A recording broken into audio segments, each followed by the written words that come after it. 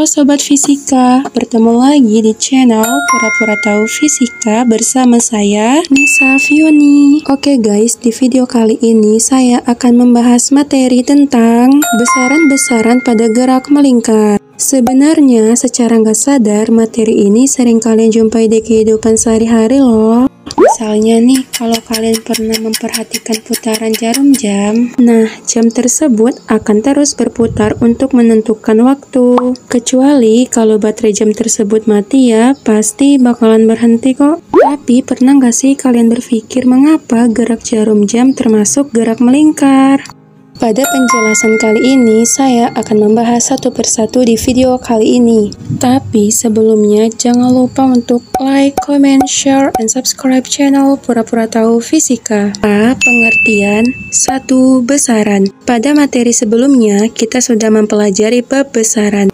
Sekarang, ayo coba kita ingat lagi, apa sih besaran itu? Besaran merupakan sebagai segala sesuatu yang dapat diukur dan dinyatakan dengan angka. 2. Gerak melingkar. Sebelum lebih jauh membahas tentang materi gerak melingkar, ada baiknya kalian memahami dasarnya dulu nih. Dimulai dari pengertiannya.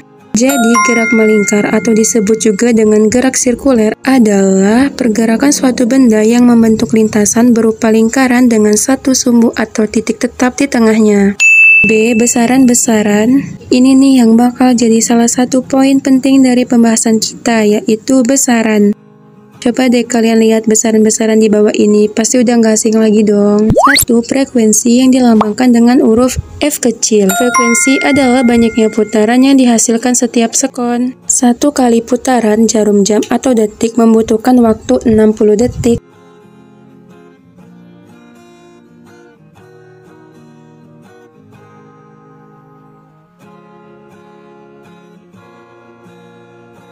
Rumus mencari frekuensi yaitu F sama dengan 1 per T dengan keterangan F sama dengan frekuensi dengan satuan Hertz, T sama dengan periode dengan satuan sekon.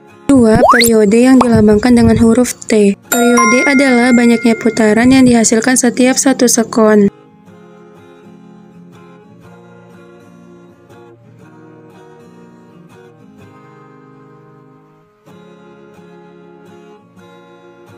Rumus mencari periode yaitu T sama dengan 1 per F dengan keterangan F sama dengan frekuensi dengan satuan Hertz, T sama dengan periode dengan satuan sekon.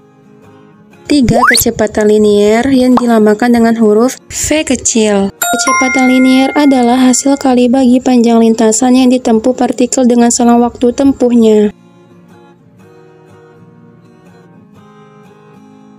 Rumus mencari kecepatan linier yaitu kelajuan linier sama dengan panjang lintasan linier per selang waktu tempuh. V sama dengan 2V kali R per T. I sama dengan 22/7 atau 3,14. T sama dengan periode dengan satuan sekon. V sama dengan kecepatan linier dengan satuan meter per sekon. R sama dengan jari-jari lingkaran dengan satuan meter. 4. Kecepatan sudut yang dilambangkan dengan omega. Kecepatan sudut adalah hasil bagi antara sudut pusat yang ditempuh partikel dengan selang waktu tempuhnya.